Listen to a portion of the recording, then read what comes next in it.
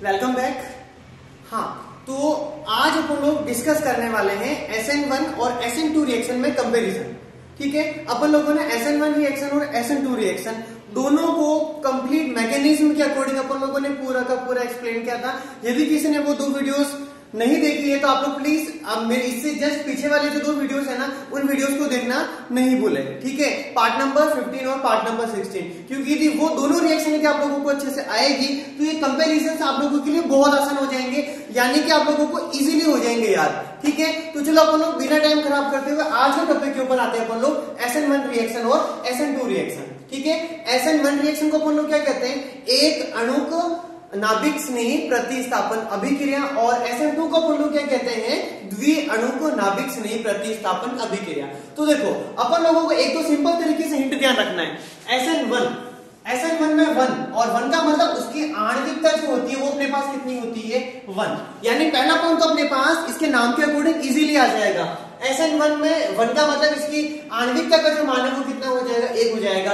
यदि 1 है, यदि इसकी आणविकता का मान अपने पास 1 है तो यहां पर ये 2 लिखा हुआ है, इसकी आणविकता का मान अपने पास कितना हो जाएगा, 2 हो जाएगा। तो पहला पॉइंट, पहला कंपैरिजन बहुत इजीली समझ में आ गया होगा आप लोगों को। ठीक है, SN1 रिएक्शन में आणविकता का मान कितना होता है, 1, और SN2 रिएक्शन में आणविकता का मान कितना होता है, 2 होता है। बात करते हैं सेकंड पॉइंट। मैंने आप लोगों को ना सिंपल सा हिंट बताया था, जिस अभिक्रिया के अंदर आप लोगों को यहां पे ध्यान रखना है सिर्फ SN1 और SN2 के अंदर, जिस अभिक्रिया में आणविकता का मान 1 होगा तो वो उसके पदों की संख्या 2 हो जाएगी, और यदि उसकी आणविकता का मान 2 है तो पदों की संख्या कितनी हो जाएगी, 1। यानी जो 1 है वो उसका मान 2 हो जाएगा, और जिसका मान 2 है उसमें पदों की संख्या 1 हो जाएगी। तो यदि यहां पर इसकी आणविकता का मान 1 है तो इसमें पदों की संख्या अपने पास कितनी आ रही है, 2 आ रही है। और यदि इसकी आणविकता का मान 2 है तो इसमें पदों की संख्या कितनी आ रही है, अपने पास 1 आ रही है। तो आप लोगों को 2 अंतर हो गए यार। एग्जाम में है ना, ये मैंने आप लोगों को फालतू में 6 एग्जांपल लिखवा रखे,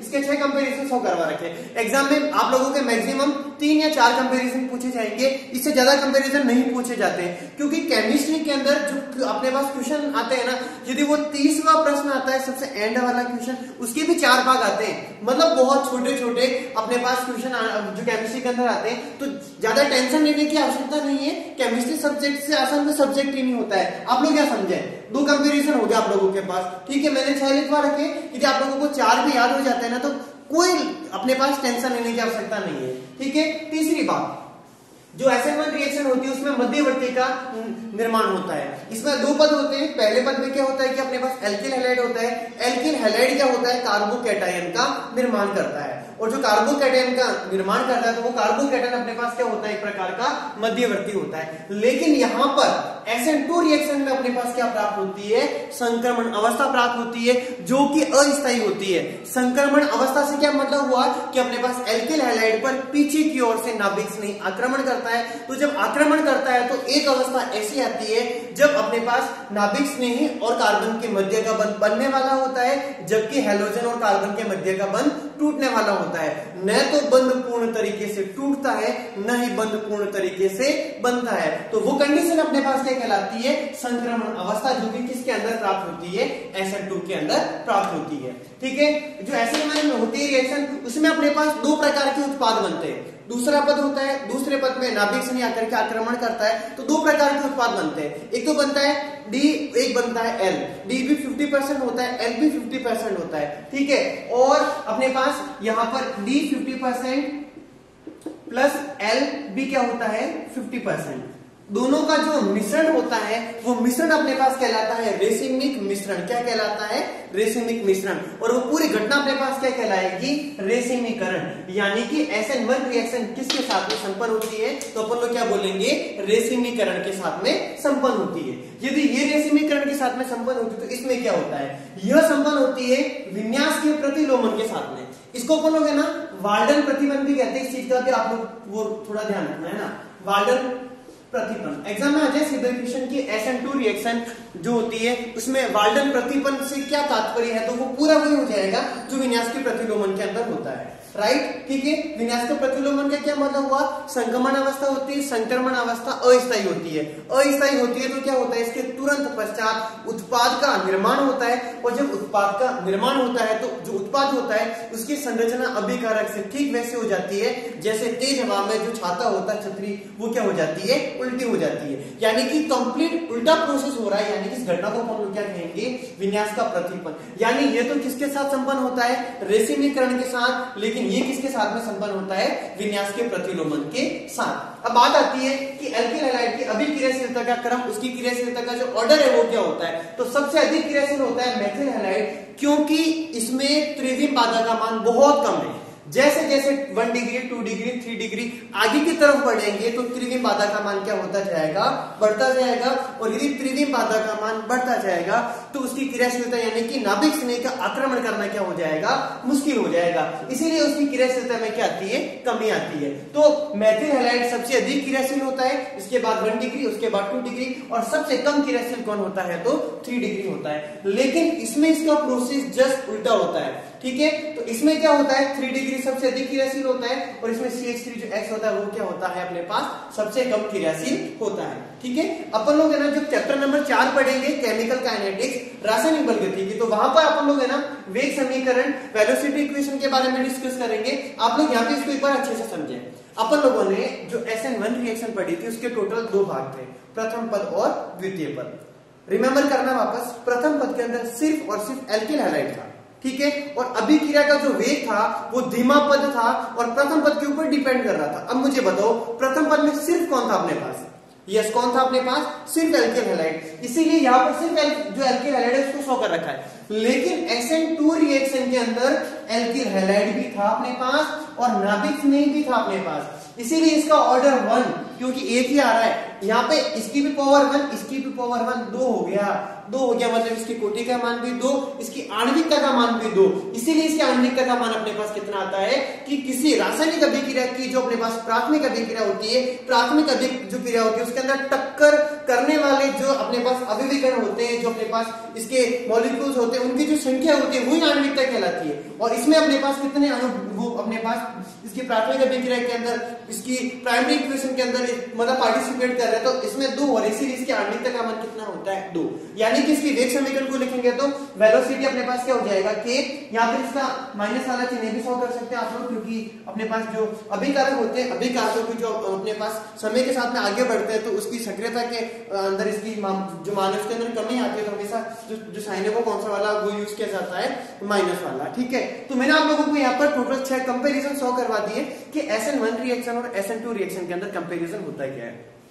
वापस कह रहा हूं मैं आप लोगों को, SN1 रिएक्शन और SN2 रिएक्शन में जो कंपैरिजन है वो बहुत ही इंपॉर्टेंट है। इसके अलावा SN1 रिएक्शंस पूरी आप लोगों को आनी चाहिए है जैसी कि जैसी SN2 रिएक्शंस कंप्लीट तरीके से आनी चाहिए, क्योंकि बोर्ड के अंदर अभी तक का इतिहास गवाह है। जब से बोर्ड के एग्जाम स्टार्ट हो रखे हैं ना, जब से इस चैप्टर के अंदर से ये SN1, SN2 और SN1 रिएक्शन और SN2 रिएक्शन के अंदर कंपैरिजन, इनसे संबंधित क्वेश्चन 100% पूछे जाते हैं। क्लियर है कह रहा हूं मैं आप लोगों के सामने, ठीक है। तो कुछ पढ़ो चाहे नहीं पढ़ो, लेकिन SN1, SN2 टॉपिक को आप लोगों को कंप्लीट तरीके से डिस्कस करना है, राइट, ठीक है। तो ये अपन लोगों ने क्या डिस्कस कर दिया, SN1 रिएक्शन और SN2 जो रिएक्शन है उसके अंदर अंतर। अभी इसकी अभिक्रियाशीलताओं से संबंधित कुछ प्रश्न है जिनके बारे में अपन लोगों को डिस्कस करना है कि एग्जाम में इसकी क्रियाशीलता का जो ऑर्डर होता है उसके टाइप के अकॉर्डिंग कौन कौन से क्वेश्चन आप लोगों से पूछे जा सकते हैं, ठीक है। एक बार आप लोग इसका स्क्रीनशॉट ले लें।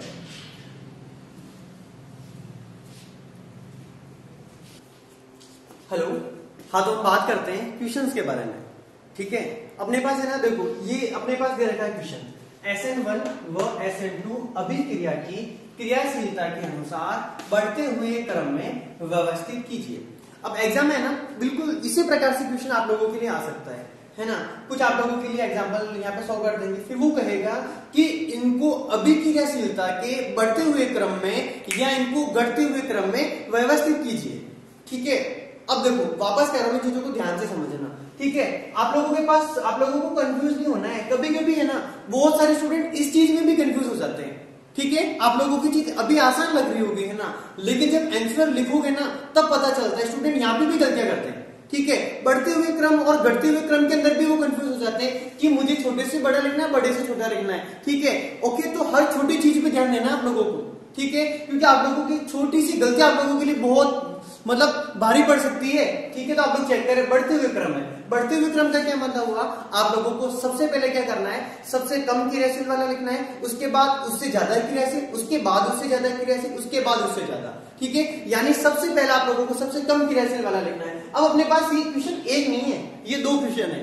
एक बार तो SN1 के अकॉर्डिंग बात करनी है और एक बार आप लोगों को SN2 के अकॉर्डिंग बात करनी है, राइट, ठीक है। तो चलो अपन लोग अपने आंसर की तरफ बढ़ते हैं और अपन लोग आंसर में अपन लोग जो सबसे पहले फोकस करेंगे ना, वो सबसे पहले फोकस करने वाले हैं SN1 के अनुसार, ठीक है।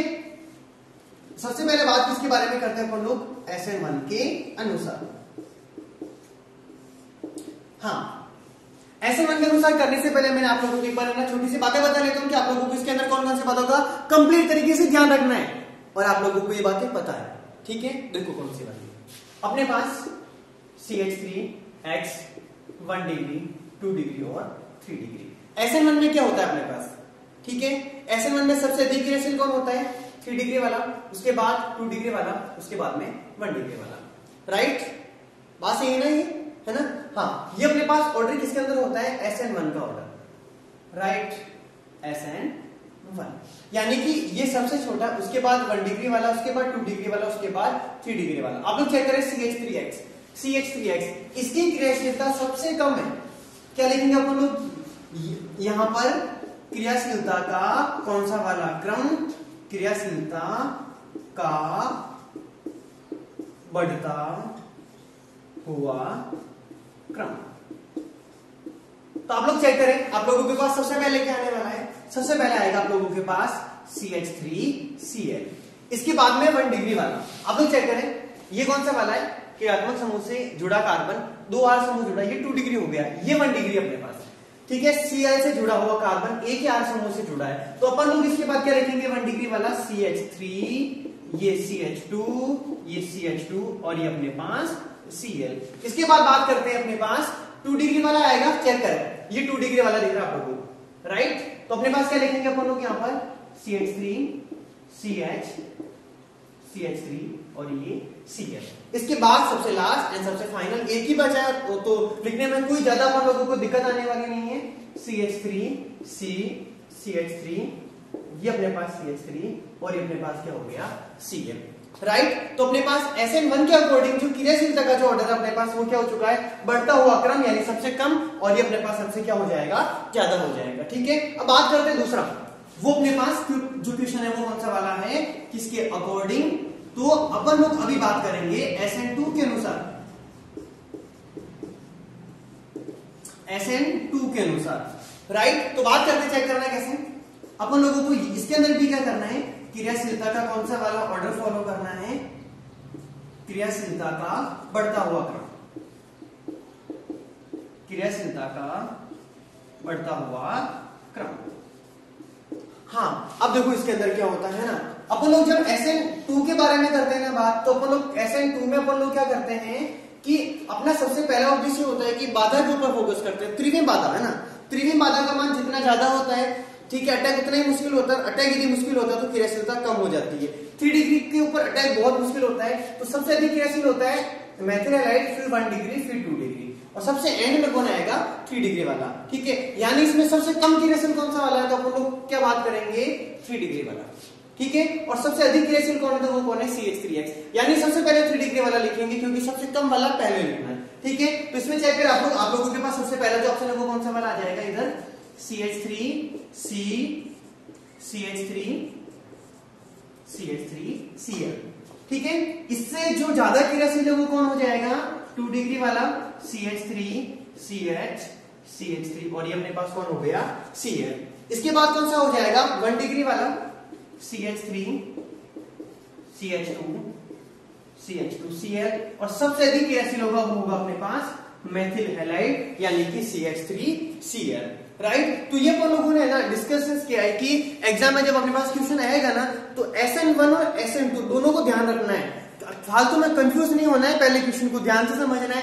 कभी भी एग्जाम में क्वेश्चन ऐसे नहीं आएगा ना SN1 SN2 एक साथ, या तो SN1 के बारे में पूछेगा आप लोगों से या SN2 के बारे में पूछेगा, ठीक है। तो आई एम 100% श्योर दैट आप लोग बिल्कुल भी कंफ्यूज नहीं होंगे और आप लोगों को SN1 SN2 की भी क्रियाशीलता का क्रम चाहे बढ़ता हुआ पूछे, चाहे घटता हुआ पूछे, चाहे SN1 पूछे, चाहे SN2 पूछे, आराम से कर देंगे, कोई दिक्कत वाली बात नहीं है, ठीक है। ओके, तो इसका स्क्रीनशॉट ले लें, ठीक है। और मिलते हैं हम लोग वापस नेक्स्ट वीडियोस के अंदर। व्हाट्सएप ग्रुप के अंदर मैं कुछ क्वेश्चन शेयर करूंगा, उनके आंसर लेकर आप लोग मुझे सेंड करोगे, ठीक है। तब तक के लिए ऑल द बेस्ट, मिलते हैं वापस नेक्स्ट वीडियोस के अंदर।